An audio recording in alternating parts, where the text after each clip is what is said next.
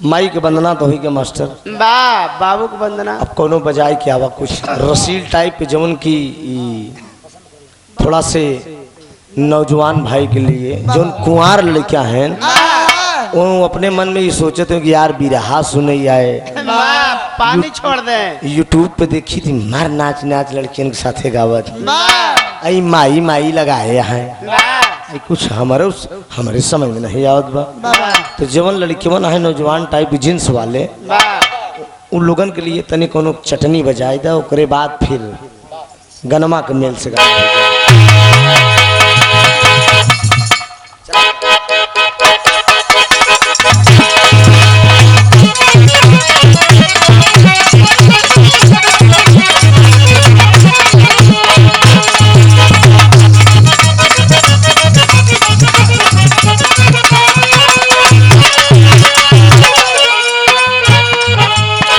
बड़ा सुंदर गीत का इशारा हमारे मास्टर साहब करत हैं। कोनो भगत माई के वर्णन करत बा, इहे वर्णन करत बा। निमिया के दरिया के टोलिया बनल बा, निमिया पतैया ओहार। निमिया के दरिया के टोलिया बनल बा, निमिया पतैया ओहार।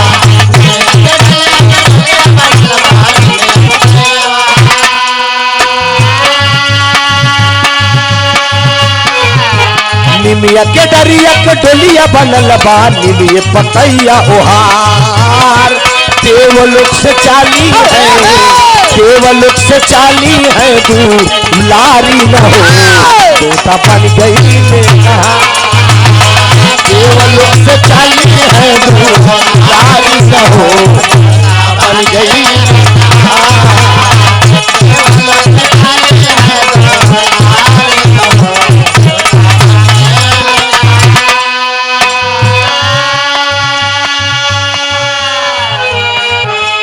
टीवी का डमरू बजावे महादेव।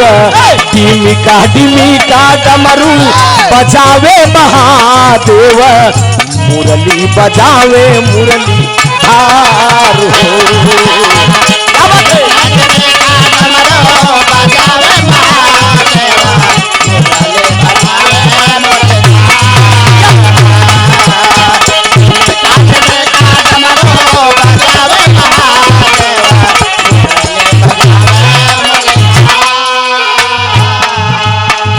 आगे आगे ब्रह्मा जी पोथी पढ़ाता रहले। आगे आगे ब्रह्मा जी पोथी पढ़ाता रहले। बजरंगी ध्वजा के ऊपर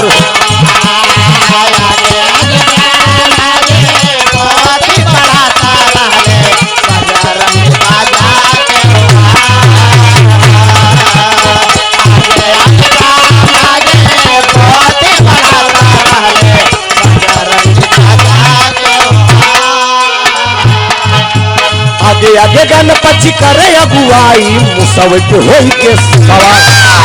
आगे आगे गणपति करे अगुवाई मुसवट होई के सवार।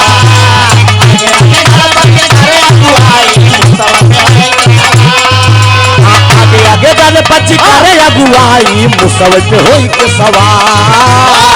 देवलोक से चाली है, देवलोक से चाली है दुलारी न हो बन गई कहा।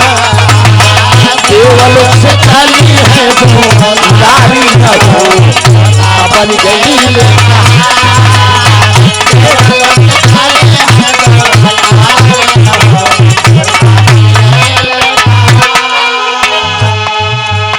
ई भगत का लोगन का लाइन बा। देवलोक से चली है दुलारी न हो देवता बन गई कहा। आगे आगे ब्रह्मा जी पोथी पढ़त रहले बजरंगी ध्वजा के ऊपर। आगे आगे गणपति जी करें अगुवाई मुसवई पे होई के सवार। क्या भाव है दोस्त? मीठा मीठा बोल के तू मुझको फंसाया।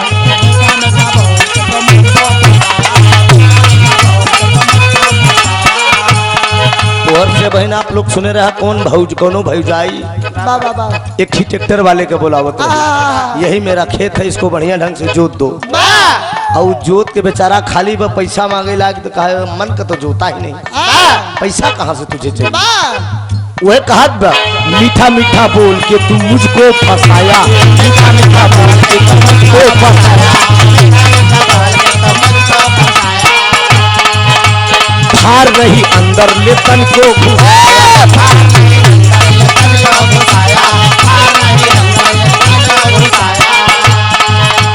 मीठा मीठा बोल के तू मुझको फंसाया, हार नहीं अंदर ले तन को घुसाया।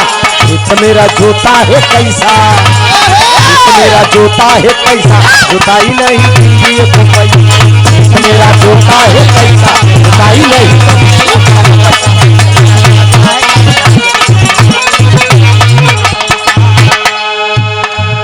तो वो औरतिया कहत रही, सुना वो इशारा करते कि यही मेरा खेत है, इसको तुम्हें जोतना है।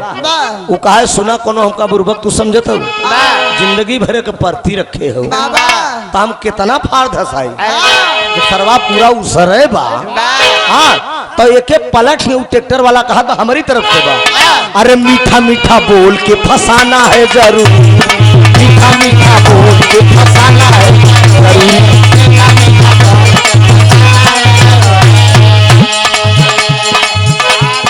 हार को अब अंदर घुसाना है जरूर, हार को अब अंदर घुसाना है मीठा मीठा बोल के फंसाना है जरूरी, हार को अब अंदर घुसाना है जरूरी। न जोताई एगो पैसा, न जोताई एगो पैसा तो कूद जाई यादव जी का भाई, न जोताई एगो पैसा तो कूद जाई यादव जी का पैसा।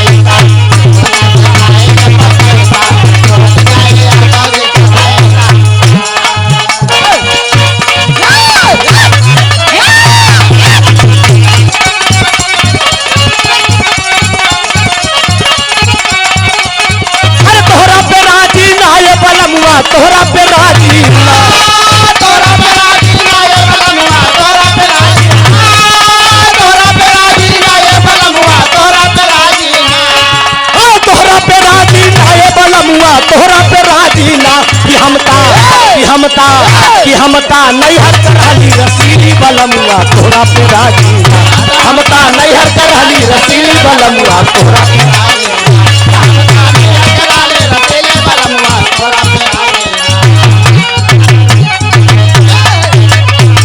गणमन। अभी आप लोगों ने सुना महाराज जनक जी चक्रवर्ती नरेश राजा दशरथ से बोले कि मैं कुछ देने के लायक नहीं हूं। विदाई किए दोस्त, सीता जी अयोध्या में आती है, सब लोग मुंह दिखाई देते हैं। महाराज दशरथ जी बड़े गर्व के साथ बोले कि बहू मांग लो मुझसे जो मुंह दिखाई मांगना। कहे नहीं पिताजी कुछ नहीं चाहिए, कहे नहीं मांग लो। वही सीता जी मुनरी निकाल के दे दे। कुलगुरु वशिष्ठ की धर्म पत्नी अरुंधति ने दिया था। ले बेटी मैं तुम्हें दे रहा हूँ मुनरी। महाराज दशरथ से उस मुनरी का जोड़ा मांगा। मुनरी के जोड़ा राजा दशरथ लगा ही नहीं पाए, कंगन से जोड़ लगा। मुनरिया कौने धात का बनी, उस मुनरी का जोड़ा नहीं लगा। ऐसी दुनिया में कोई बात नहीं कि किसी का जोड़ा ना हो। पति है तो पत्नी है और पत्नी है तो पति है, बिना जोड़े क्या है। गायक है तो गायिका है, गायक है तो गायिका है, गायक है तो गायिका है। हाँ एक दूसरे को पूरक है। हाँ गायिका अकेले मेहरारू कितनों बेचारी सजी रहे मन से दूध तकबई न करे। साला ही गोबड़ौरा सलाली झुराई जाई। गुंडई तो मर्द बढ़ावा थी। तीन दाई जहाँ से कर्मनिया छितैन तहाँ कहीं हम अच्छी भाई हमका बार बार देखत बकी। अब भाई मर्द न देखेगा गाय भाई भैंसा देखेंगे। हाँ ये आप जान ले, ये समाज की बात है, हम कोनो ओपन बात नहीं बोलते है कि हर एक दूसरे के पूरक। हाँ वाह आए बहन मेहरुओं न रहे तो फिर मन से जिंदगी अधूरी हुई पागल पागल होए के बगिया बगिया टहर रहे हैं। नहीं हाँ ये देखा यार 4-5 दिन से घरे निकला है पगला नहीं यहाँ कहन गायन सट्टा कम लिखा हमको चुप रहता है यार। हाँ बड़ा बढ़िया गीत का लाइन आप लोगों ने सुना। आइए देखिए इधर से गाना अधूरा नहीं जाएगा, मौके की बात इधर से भी हो जा रही है। बड़ा पुरान लाइन भाई स्वर्गीय जनाब गुरुजी हैदर अली यूनुस को गाया करते थे। चलिए बेटा भूमिका दीजिए।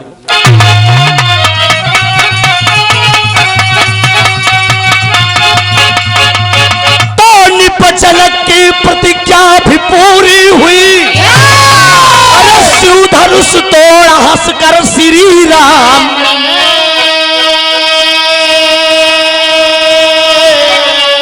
ब्याह मंडप में विधिवत सिया का हुआ, अरे बाज नौबत भी हंसती है सहनाई,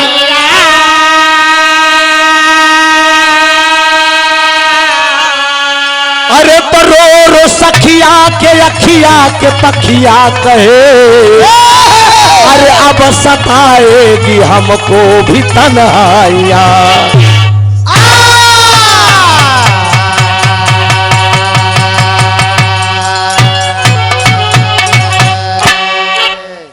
बहुभोज की गीत अलग है, गृह प्रवेश की गीत अलग है, बेटे का जन्मदिन की गीत अलग है। तीन फंक्शन आपके दरवाजे पे है, लेकिन साथी कलाकार ने अभी मुंह दिखाई का लाइन दे दिया हमें, तो अगला भाई सूरज इधर से हुआ है, लाइन जैसे मिली वही लाइन में हम हो चले। नहीं प्रतापगढ़ के धरती है कहीं यार त्रिभुवन यो हो गए। हाँ लेकिन मैं तीनों फंक्शन के विषय में आप लोगों को गीत सुनाऊंगा। बच्चे का जन्मदिन है उस पर भी सुनाऊंगा, गृह प्रवेश है उस पर भी सुनाऊंगा, अभी लाइन जो मिली है उस पर सुना रहा हूं। अरे वाह ध्यान दीजिएगा। निपजनक की प्रतिज्ञा भी पूरी हुई, शिव धनुष छोड़ा हंसकर श्री राम ने, ब्याह मंडप में विधिवत सिया का हुआ, बाजे नौबत भी हंसती है सहनाइयां, रो सखिया के अखिया के पखिया कहे, अब सताएगी हमको भी तन्हाइयां। एक ठीक कव्वाली हमारे गुरु जी गावत रहे, जानता है बेटवा या मुन्ना धीरज पाल। देखा ये लड़कियां गड़राने से आए दो, हमारे गुरु जी बतावे ना कि लड़कियां हिराने से हमरे, हम बतावा थे कि लड़कियां गड़राने से आहिर गड़रिया दोनों भाई भाई हैं। हाँ रुका पाल बियादरी में जल्दी कोनो हारमोनियम बजावे वाला मिला नहीं एक बहुत गवैया का प्रोग्राम आप लोग सुने होंगे, लेकिन पाल बियादरी में कलाकार आपको जल्दी नहीं मिले होंगे। या ठीक गायिका निकरिन प्रीति पाल, वो बिरहा गायिका निकरिन, लेकिन बताया ना कि लड़की वह गड़राने से निकल गया। जा बेटा था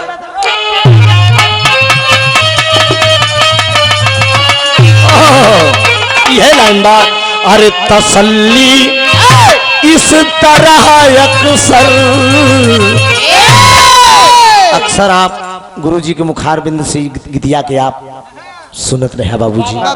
धन्य हो गुरुदेव, मालिक करे स्वर्ग में आप उच्च स्थान मिले। ये सब गवैया ना ही रहन बाबूजी, गायक के रूप में केवल जन्म हुआ था, एक किसी आज पुरुष का अवतार था कि अपना शानदार इंसान की जिंदगी बहुत कम मिलती है दोस्त। ध्यान दीजिएगा आप लोग कि अरे तसल्ली इस तरह अक्सर, अरे तसल्ली इस तरह अक्सर मैं सुबह हो शाम लेता हूँ, तसल्ली इस तरह अक्सर मैं सुबह हो शाम लेता हूँ, तसल्ली इस तरह अक्सर मैं सुबह हो।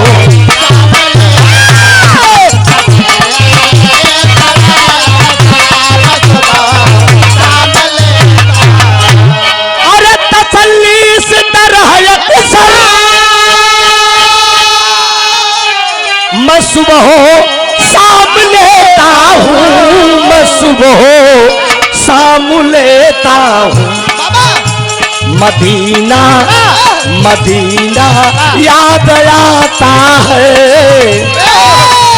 मदीना याद आता है तो दिल को थाम लेता हूँ मदीना याद आता है तो दिल को थाम लेता हूँ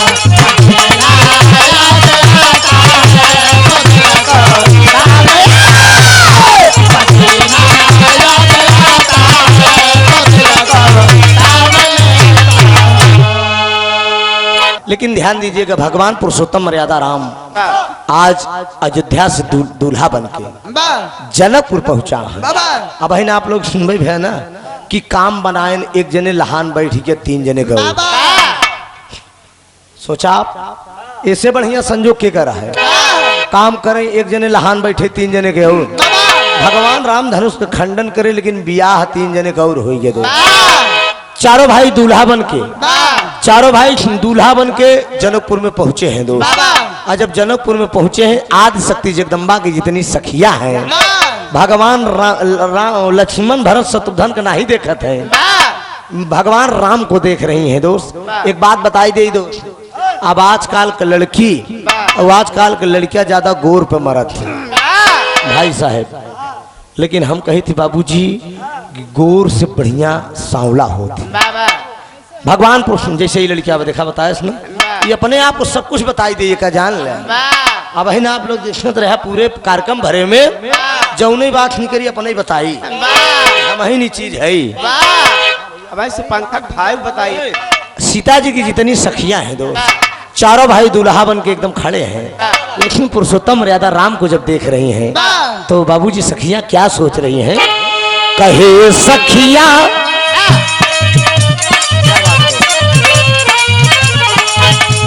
कहे सखियां श्री रघुवर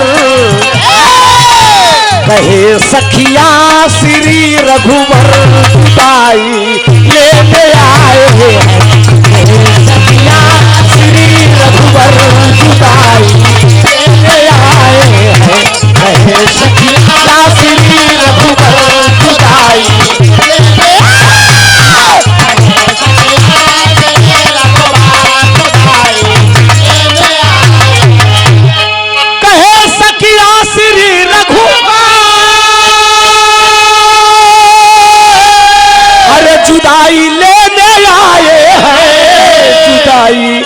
लेने आए कि 33 कोटि देवता भी ध्यान दीजिएगा जनकपुर में बाबूजी 33 कोटि देवी देवता आज शक्ति जगदम्बा माता सीता और भगवान राम की विवाह में उपस्थित हुए। लग रहा बेटा लग रहा हुआ बात एकदम बराबर मिलेगी दोस्त कि 33 कोटि देवता भी 33 कोटि देवता भी बधाई देते आए 33 कोटि देवता भी बधाई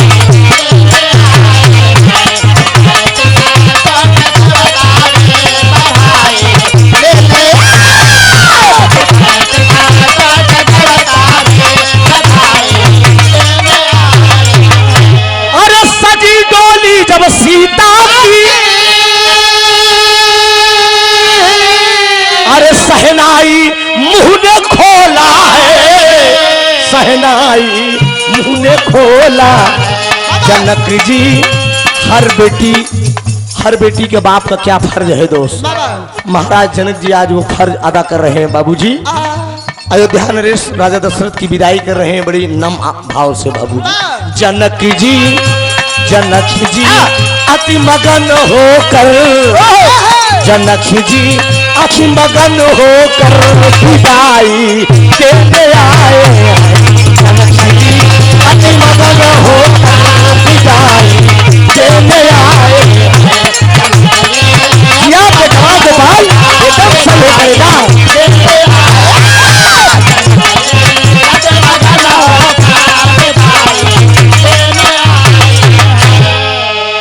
तबीयत तो खुश कह दिया हमारा ध्यान महाराज जनक जी अपनी भीगू पलकों से महाराज दशरथ की विदाई कर रहे हैं बाबू अभी भगवान राम जनकपुर में पहुंचे हैं, दुल्हा बन के चारों भैया, सीता की जितनी सखियां हैं सब सोच रहे हैं कि क्या बताई, हमारो दुल्हा अगर यही होते तो बढ़िया रहा। भगवान राम कहा हम अकेले तो है, अब कहा तोहरे सखी के दुल्हा बनी, कहा तो हार सबके बन जाई, जैसे कहा उनकर बनी, कहा तोहार सबके बनी। अरे बाप रे बाप, सखियां मुस्कुरा दी, भगवान राम दिल की बात जान गए, वरदान दिए, कहा जाए हो समय आए वो पूरा हो जाए, सबका मकसद हम पूरा कर दे, लेकिन अब इस युग में नहीं पूरा होगा, इसलिए आप लोगों को इंतजार करना पड़ेगा। अब बाबूजी विवाह का रीत रिवाज खत्म, अम्बा अयोध्या में आती है।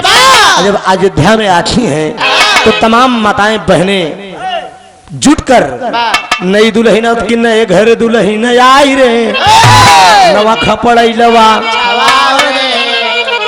नए घर दुल्हन आई, मीठा मीठा भतवा बाबूजी ये बात होता हर मैया सीता जी अयोध्या में आ गई है, तो एक लाइन तर्जबा, अरे मैया मोह से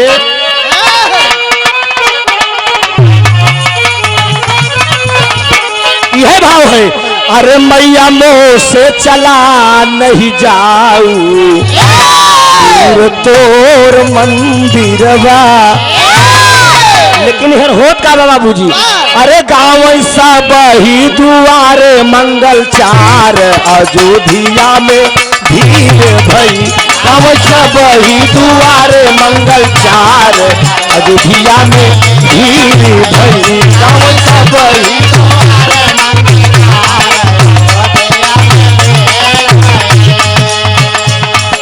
दुल्हन करें दिखाई लई गई सिया के कोहबर में, रामा दुल्हन करें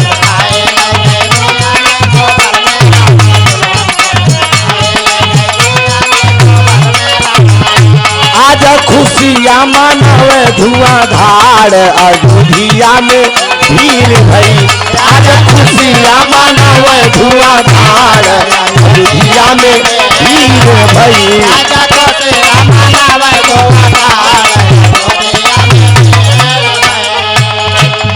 माता सीता बाबूजी आई हैं और सब लोग जुटकर मुंह दिखाई दे रही हैं कि मात सुमित्रा कंगना दिहन कैकेयी कनक भवनवा, मां सुमित्रा कंगना दिहन कैकेयी कनक भवनवा,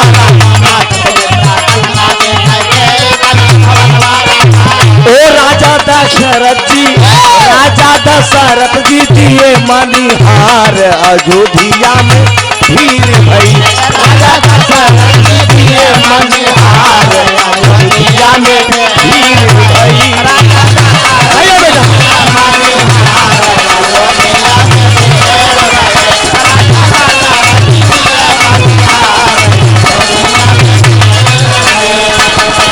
अरे बाप रे बाप, मां तो सुमित्रा कंगना दे रही है, कैकेयी कनक भवन दिया बाबूजी, महाराज दशरथ जी मनिहार दे दिया, इतने में माई कौशल्या को कुछ न सूझा कि सब देत हैं हम का दे, बाबूजी कुछ न सूझा, भगवान राम चले जा रहे थे, प्रभु राम चला जाते हैं, राम का इशारा कह के माई कौशल्या बोला ले बेटा यहाँ आओ, राम इधर आइए, बाबूजी कहें मैया बोलिए। जब प्रभु राम पहुँचे कौशल्या माँ के पास पहुँचे बाबूजी तो वे हाथ पकड़ ले, कौशल्या माई हाथ पकड़ के कहाँ ले गई, जहाँ सीता जी बैठी हैं, और करती क्या है कि रामचंद्र के हाथ पकड़ के ले गई कोहबर में,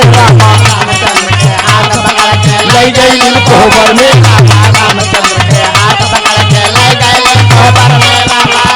मुँह देखाई पौली से नूरानी हार, अयोध्या में भीड़ भई, मुँह देखाई पौली से नूरानी हार, अयोध्या में भीड़ भई, मुँह देखाई पौली से नूरानी हार, अयोध्या में भीड़ भई।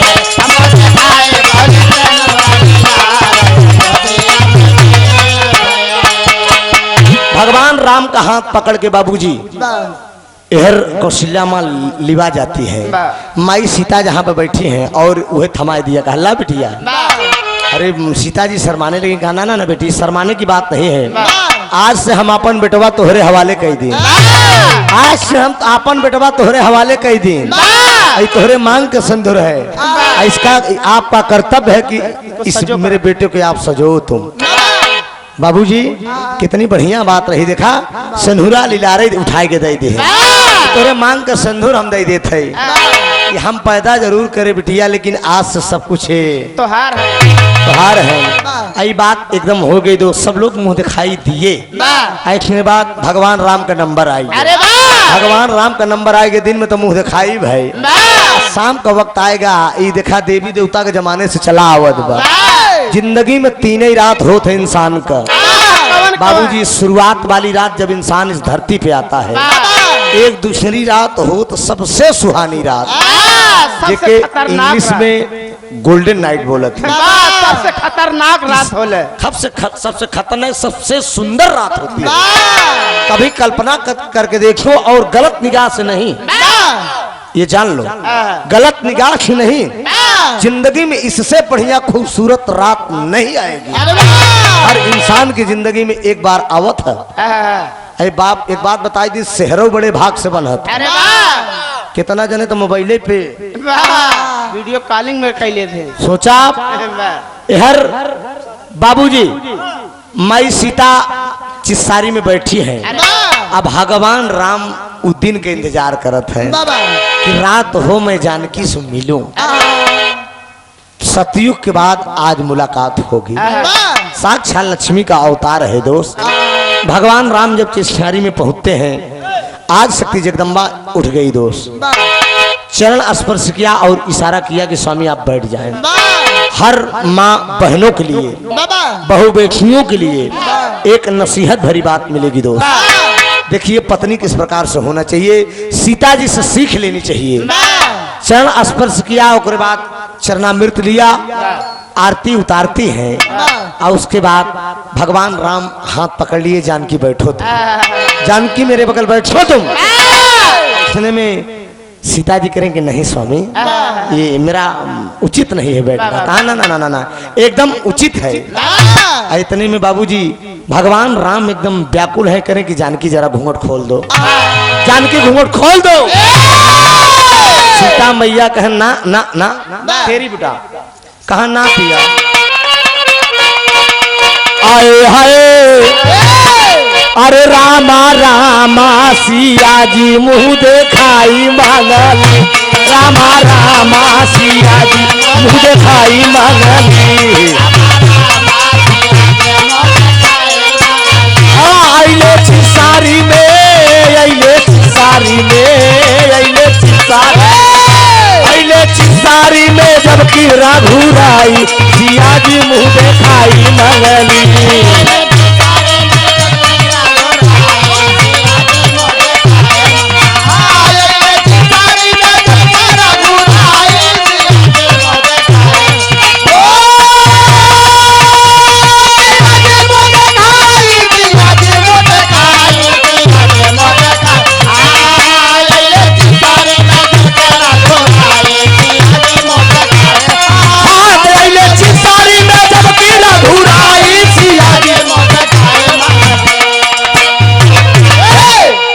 चिसारी में जबकि रघुराई सिया जी मुँह दिखाई मंगली।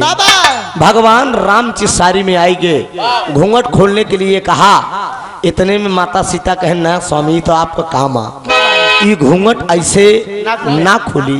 माता सीता एक सवाल भगवान राम से कर रही हैं, क्या?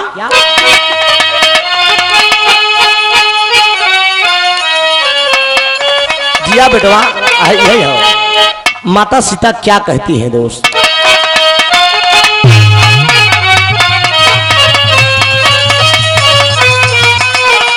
यह तर्जबा कि अरे पंच तत्व के,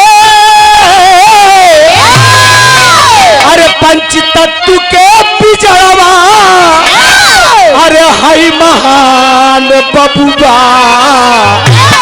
एह पे केहू काहे, एह पे केहू काहे करे लागुमान बबुआ, एह पे केहू काहे करे लागुमान बबुआ।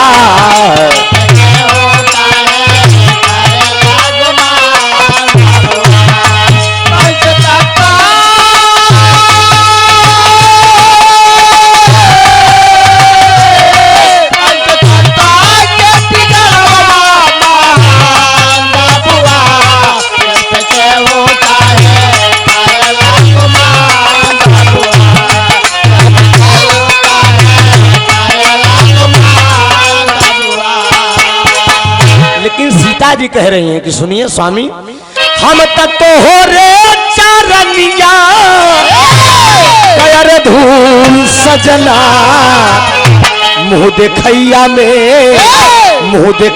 में लियादा एक ही फूल सजना, मुँह देखैया में लियावा एक ही फूल सजना, मुँह देखैया में।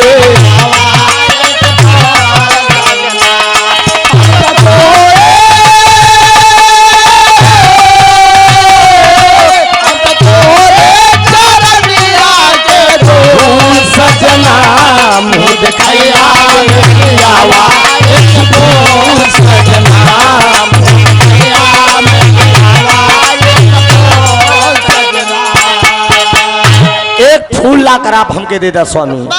भगवान राम कह रहे कि तुमको कैसा फूल चाहिए जानकी? एक फूल नहीं लाखों करोड़ों फूल लाकर दे सकते हैं। कहा हमका करोड़ों फूल से मतलब नहीं बा, कमन फूल जाई चाहिए हमका। पहले ये बात ध्यान दे स्वामी आप कि चमन फूल तो का देखे, चमन फूल तो का देखे करई ना प्रणाम हो, चमन फूल तो का देखे करई ना प्रणाम हो, चमन फूल तो का देखे करई ना प्रणाम हो, वही फूल बगिया से ली यावा सुख धाम हो, वही फूल बगिया से ली यावा सुख धाम हो, वही फूल बगिया से ली यावा सुख धाम हो। भैली गलती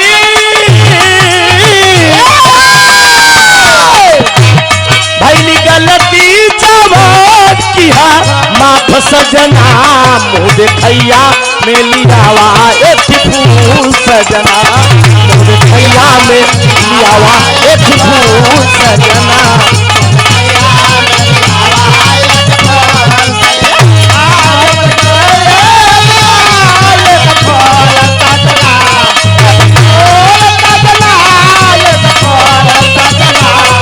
देखैया में लियावा एक फूल सजना,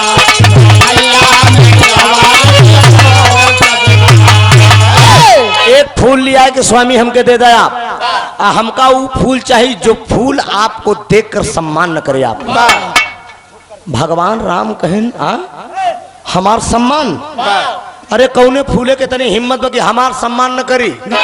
हम साक्षात नारायण है।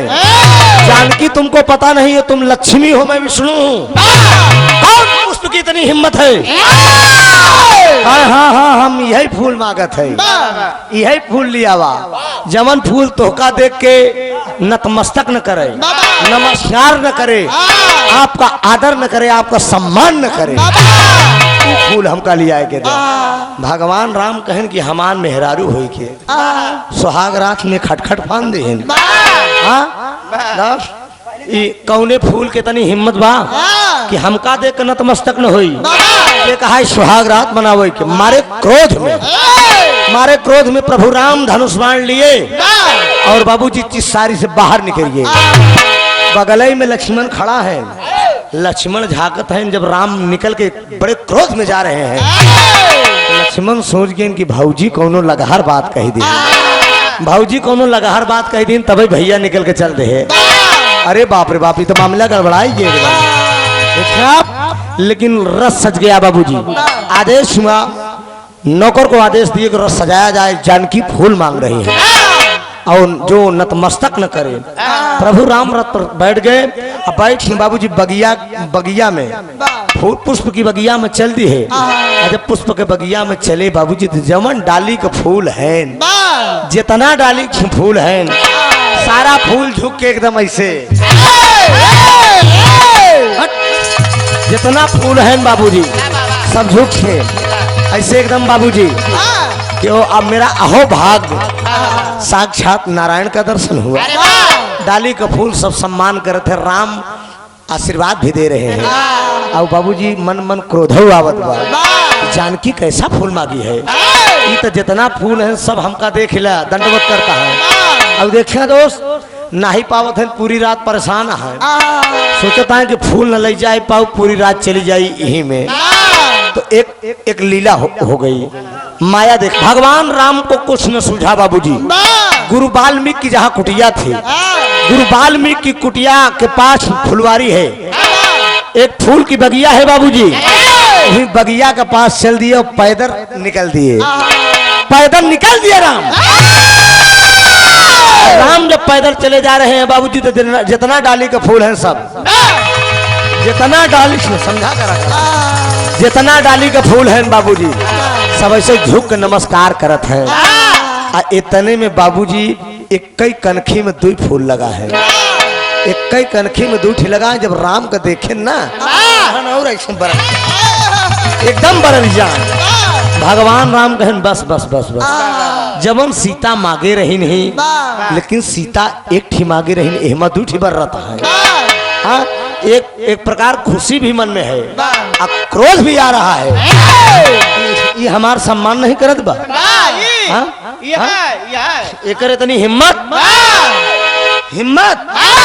बाबूजी ये सोचे थे कि सीता एक मांगी थी, लेकिन हमें 2 है। कहा गया है दोस्त, हमें अपनों ने लूटा, गैरों में क्या दम था। इंसान अगर यह धरती पे अगर हारा बत केवल अपने से, गैर में कोनो ताकत नहीं बे दोस्त। गैरवा कभी आपको हरा ही नहीं सकता। जब भी आप मार खाएंगे, आप कहीं नीचा कोई दिखाएगा तो अपना, अब वो घर का भाई विभीषण जे तोहार करीबी रही, जेका लंगोटिया यार समझ, वही तोहरे पेट में भोकी छूरा। ये आप जान ले, चूंकि ये मेरी जिंदगी का अनुभव है, ये मेरी जिंदगी का अनुभव है दोस्त। भगवान राम को कुछ न सूझा, वही एक कनखी में 2 लगा है, एक ही गप धीना तोड़ ले है।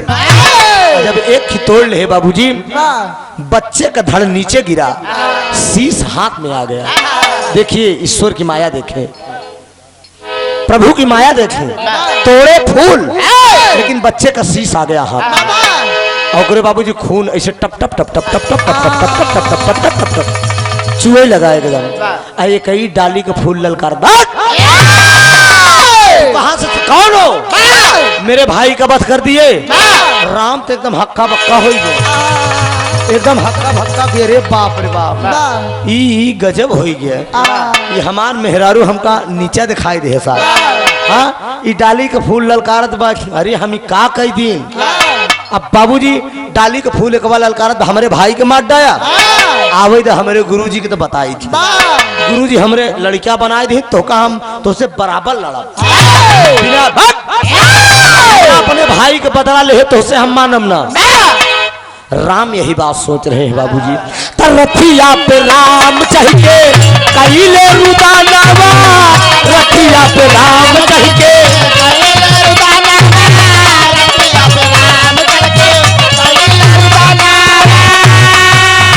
तबले गुरु वाल्मीकि होई गया मानवा, तबले गुरु वाल्मीकि होई गया मानवा, तबले गुरु वाल्मीकि होई गया मानवा।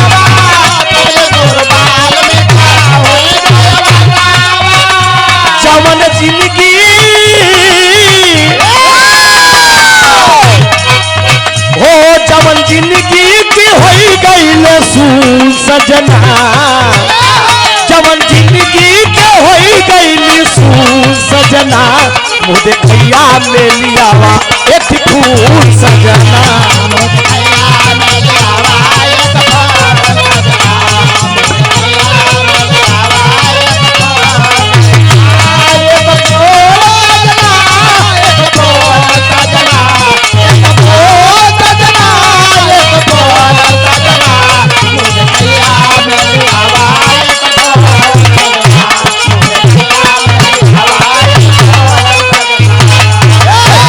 यार भगवान राम को डाली के कबा फूल ललकारत बा, और गाना भी करीब है। एक दिन एक निष्कर्ष क्या निकल रहा है, डाली के फूल ललकारत बा। इतने में भगवान राम रथ पे बैठ के रो रहे हैं बाबूजी, एकदम रो रहे हैं कि ये हमारे कर्म की डाली के फूल हमका ललकारे, हमार मेहरारू हो कि हमका मात खिया दिया। इतने में बाबूजी राम रो ही रहे हैं। इतने में गुरु वाल्मीकि के आगमन हो गया। गुरु वाल्मीकि जब देखे, गुरु वाल्मीकि प्रभु राम को रोते हुए देखे तो चकित रह गए। वाल्मीकि गुरु कह रहे हैं कि राम आप अरे ये क्या हो गया? इतने में वाल्मीकि को देखकर बाबूजी चरण स्पर्श किए। प्रभु राम इतने में डाली को फूल कहा कि गुरुजी श्रीमान जी को आप जानते हैं? कहन हाँ मैं जानता हूँ बेटा। कहन हमारे भाई का वध कई डायन, हमारे भाई का वध कई डायन। कहा तोहरे भाई के वध नहीं करें, ये विधि का विधान है बेटा, ईश्वर की माया है, यही लिखा था। समय का चक्र है बेटा। तोरे भाई के वध नहीं कई डायन, यही तुम्हारे पिता हैं बेटा। तोहरे एक भैया का तोहरे माता जी याद करे, आपकी माता जी ने याद किया है और आपके ये पिताजी हैं, तोहरे भैया का ले बदे आई हैं। एक बार डाली के फूल बोरत कि हमारे पिता हैं। कहन हाँ बेटा ये आपके पिता हैं, इनका बड़ों का सम्मान करना चाहिए। कहा हमारे भाई का मनगणना तोरे भाई के मारे नहीं है, सम्मान करो, ये तुम्हारे पिता हैं बेटा। इतने में भगवान राम को गुरु वाल्मीकि बाबूजी जो बच्चे का शीश था जमीन पर गिर गया था, उसको उठा के गुरु वाल्मीकि प्रभु राम के हाथ में थमा रहे हैं। जब राम के हाथ में थमावत बाबूजी तो फूल बन गया।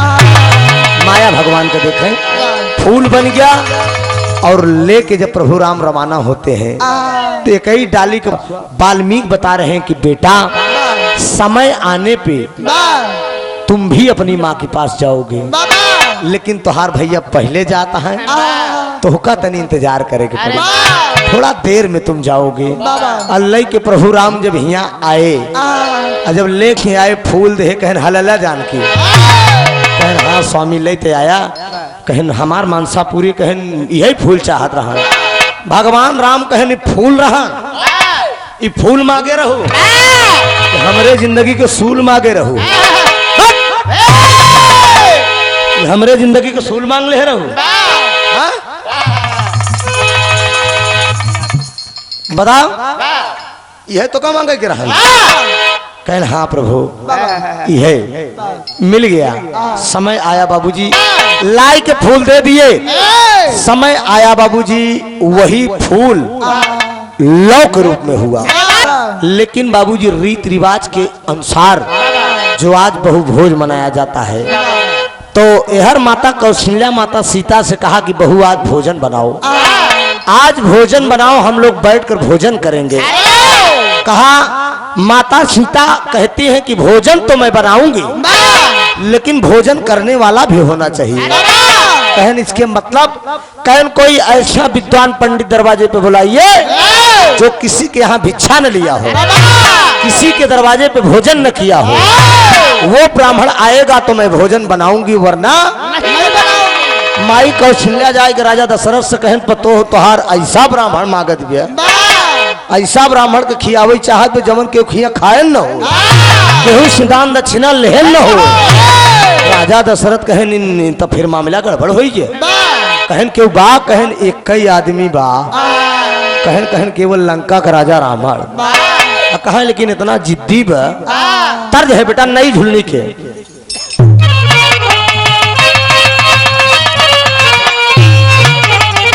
या लाल हाय हाय अरे नई झुलनी के छैया, अरे नई झुलनी नई झुलनी नई, हाय हाय अरे नई झुलनी के छैया, बलम दोपहरिया बिताया हो, नई झुलनी के छैया, बलम दोपहरिया बिताया हो।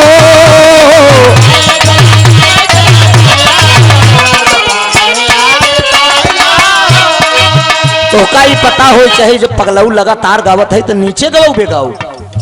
हाँ कब भैया आज कई रात हो गई, जितने चपहाट के गौबे उतने बढ़िया गाओ। सीता जी किया मन गुननवा, सीता जी किया मन गुननवा, भइल एक अद्भुत रचनवा राम। सीता जी किया मन गुननवा, भइल एक अद्भुत रचनवा राम।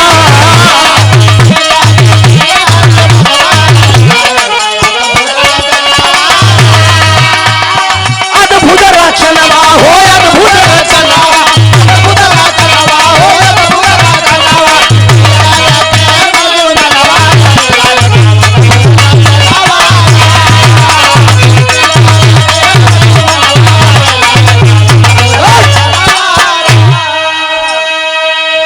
शिव शंकर तुरतई अब लंका में जाई और रावण को कहा चलने को बोल दिए भाई।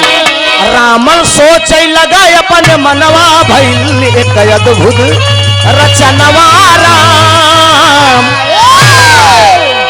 भगवान शिव पहुंचे रावण के पास, कहा तुम्हें अयोध्या चलना है।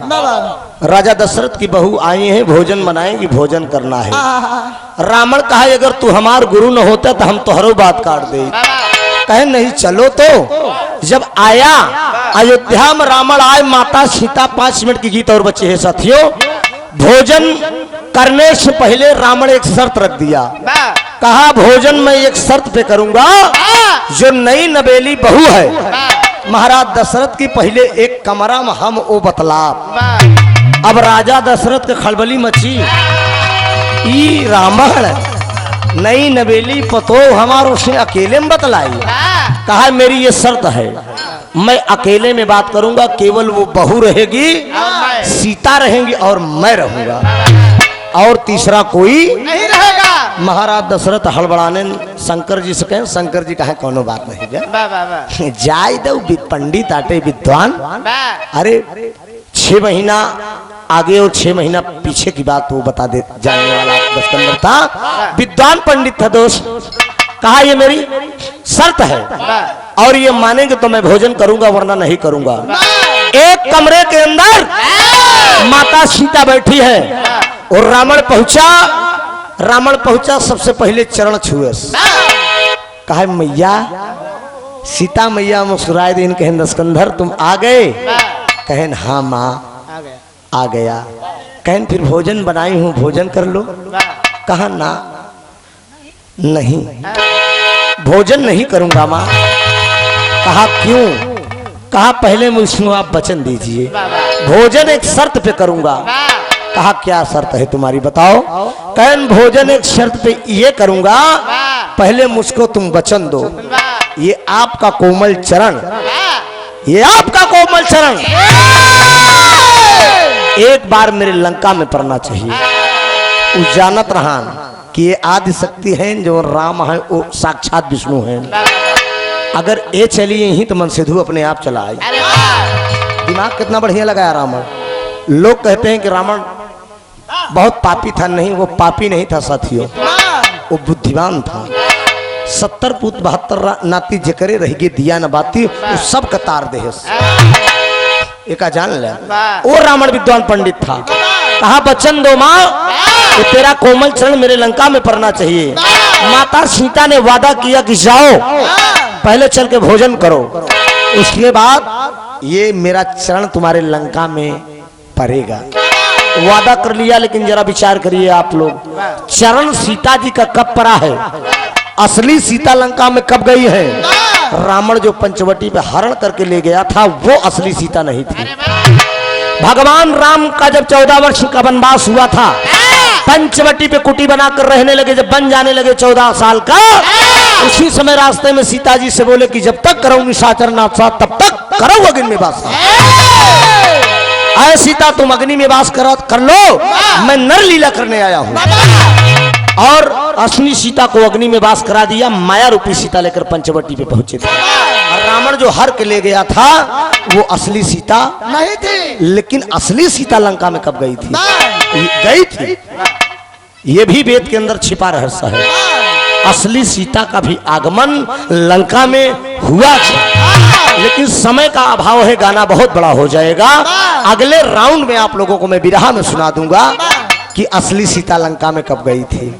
लेकिन दशकंदर हरण करके सीता को ले गया और ले जाने के बाद भगवान राम चढ़ाई किए, सीता सहित अयोध्या में आए। राजा बने राखिलक हुआ। हनुमान जी से कहें तनी निरीक्षण कैले प्रजा खुशी है कि नहीं। इतने में हनुमान जी 12 बजे रात गए तो 2 प्राणी टकरान रहे, धोबिया धोबिनिया। धोबिनिया मेहरुआ कहूँ चली गई रही, धोबीवा कहा हम राम समझतिया हम का। रावण चुराई ले गया सीता के जवन है, फिर अपना ले। अगर तू चली जाबू एक समझे फिर कभी पूछ नहीं सकी था। सोचा हनुमान 2 प्रमाण मिला था, कहूँ कहूँ शांता का प्रमाण मिला था राम का बहन का, रावण का चित्र बनावत रही। लेकिन आय के हनुमान जी बताएं कहें प्रभु प्रजा तो खुद सही नहीं है। कहा अयोध्या में सब सोवत है वह धोबी धोबी टकराना है। कहा का कहत रहे कहा कि अगर सीता समझती है राम समझती है। भगवान राम इसमें मतलब समझ गए कि प्रजा मुझसे खुश नहीं है। लक्ष्मण को बुलाया और लक्ष्मण को आदेश कर दिया। कहा है लक्ष्मण तुझे एक काम करना होगा। कहा बोलिए प्रभु क्या करना है। कहा तुमको सीता को इसी वक्त जंगल में छोड़ना है। छोड़कर जंगल में तुम वापस चले आना लेकिन एक काम करके आना है। कहन बोलिए प्रभु क्या करना है।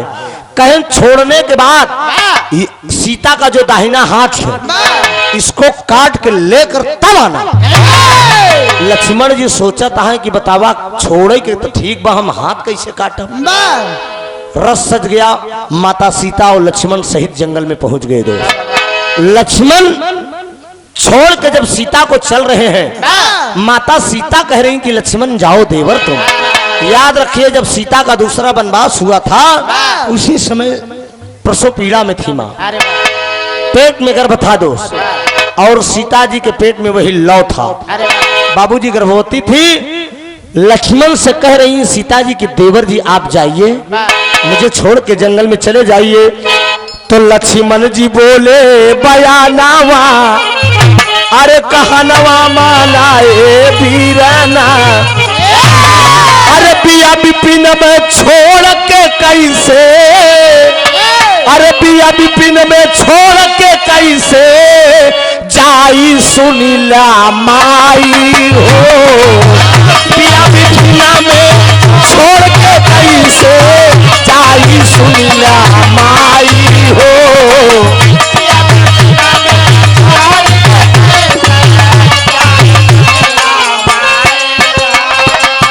छोड़ तक ठीक बाटई छोड़ तक ठीक बाटई काटी हाथ कैसे जाई हो। छोड़ तक ठीक बाटई हाथ काटी कैसे माई।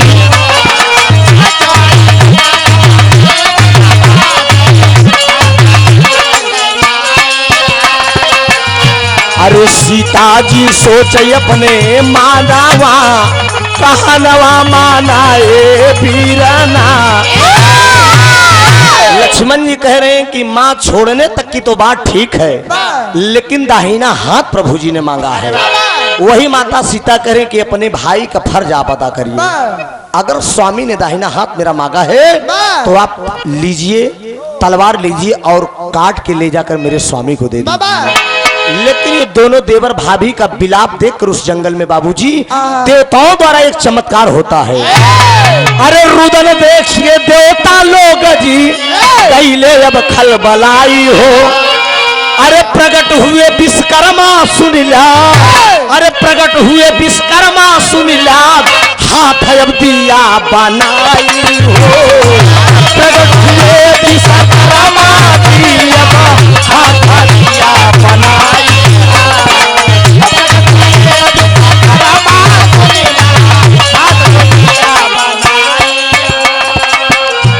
उसी जंगल में भगवान विश्वकर्मा प्रकट हुए और जब विश्वकर्मा जी प्रकट हुए एक हाथ बना दिए दोस्त एकदम सीता की तरह हाथ बना दी और खून टपक रहा था।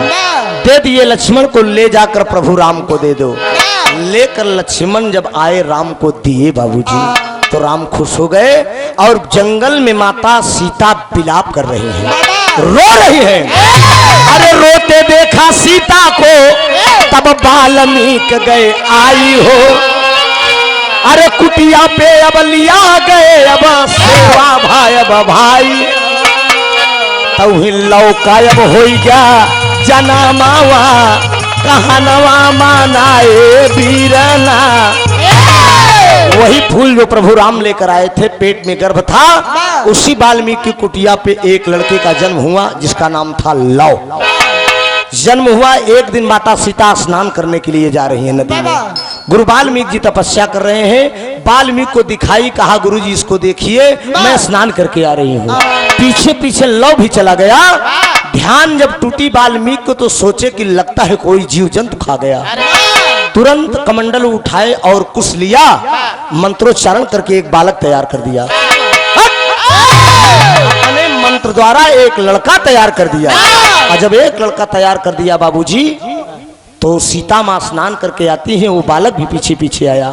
सवाल करते हैं कि गुरुजी ये लड़का कैसा है? कहा लव है। कहें लव तो मेरे साथ है। कहें कोई बात नहीं, जब तुम चली गई थी तो मैंने सोचा कि जीव जंतु खा गया। कोई बात नहीं, अगर ये लव है तो ये कुश जो एकवा डाली का फूल बचा रहा वो कुश था। लव और कुश दोनों भाइयों का मेल हुआ। माता सीता के दोनों पुत्र हुए प्रभु राम के। यही से गाना मेरा खत्म हो रहा है। अब नंबर उधर से आया। रघुनाथ यादव जी, ग्राम सभा साणदी से 51 रुपया। नमस्ते भैया। बोला भैया जौन भूलो बा कोनो दिक्कत नहीं बा। रामचरित यादव, किराना स्टोर, गीतानगर, भोजे मऊ से 101 रुपया। नमस्ते भैया के सब। भैया आवा भैया, अब ऐसे ले ऐसे दे देखो। आवा बस हो गया।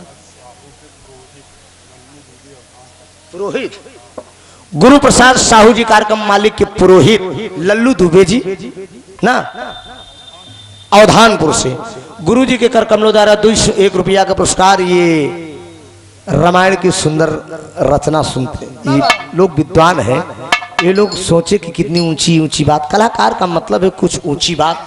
वैसे भी ये प्रतापगढ़ सुल्तानपुर की धरती विद्वानों की धरती है दोस्त। यहाँ भक्ति आस्था पर लोग ज्यादा विश्वास करते हैं।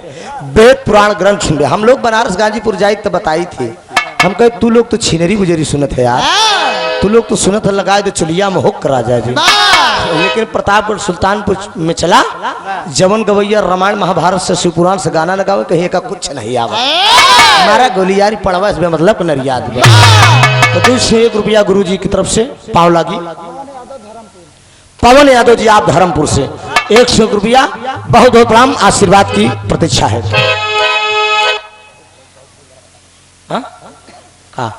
और सीता जी भोजन बनाती हैं। बहुभोज का ये मतलब होता है साथियों। अब आजकल कारीगर बनाई दी थी, सब लोग खाती हो कहा थी बहुभोज। बहुभोज का मतलब है जो नई बहू आई वो भोजन बनाए। अब भोजन बनाए के जितना खाना रहा ओकर बनावा खाना सब में तनी तनी मिलाए दे, तब तो वो शुद्ध बहुभोज माना जाएगा। लेकिन अब वरना जब कारीगर बनाए तो कारीगर बेचारे बहू हो गए। सोचिए आप, सही है गलत? जो नई नवेली बहू आई है वो भोजन बनाए, भोजन बना के जो कारीगर लोग बनाए हैं, जैसे स्वामी जगन्नाथ जी का भंडारा आप लोग करते हैं, तो हुआ का प्रसाद ले जाए कि मिलावट है ना, तभी तो भंडारा माना जाता प्रसाद। तो वैसे इसको भी इसी प्रकार से करना चाहिए, तभी से बहुभोज है। और दोनों बेटों का जन्म हुआ माता सीता के पास, लव और कुश। तो स्वामी गीतानंद अनंत भय भूल तज दिए को तारी। अरे रामधार है दरह बीज चंचल, अरे गईले स्वर्ग सिधारी हो।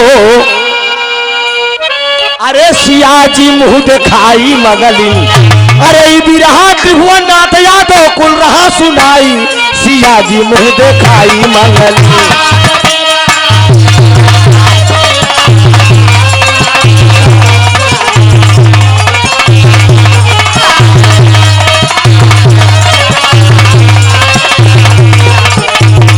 बहुत प्यारा पुरस्कार आप जय मां Barahi garment and Shivani collection Geeta Nagar, proprietor आप राम कुमार सरोज, भोजे मऊ से।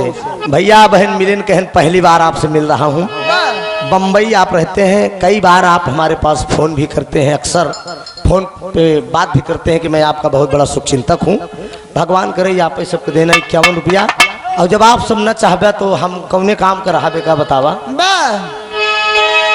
दुनिया का मेला मेले में लड़की, दुनिया का मेला मेले में लड़की, लड़की अकेली सन्नो नाम।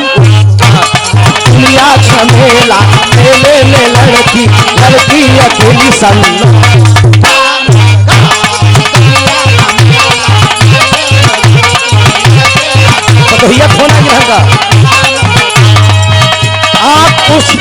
कटारी चाल नागन है काली, आँख उसकी कटारी चाल नागन है काली, गोरे गोरे अनार जैसा बाल उसका। दुनिया का मेला, मेले में लड़की लड़की अकेली समझो है नाम उसका।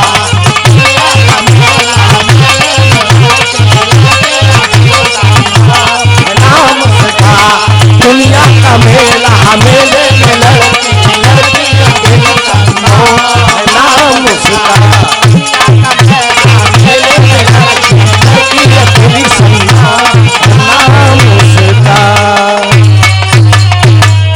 बहुत बहुत धन्यवाद। अब सेवा आप सब साथी कलाकार से लीजिए।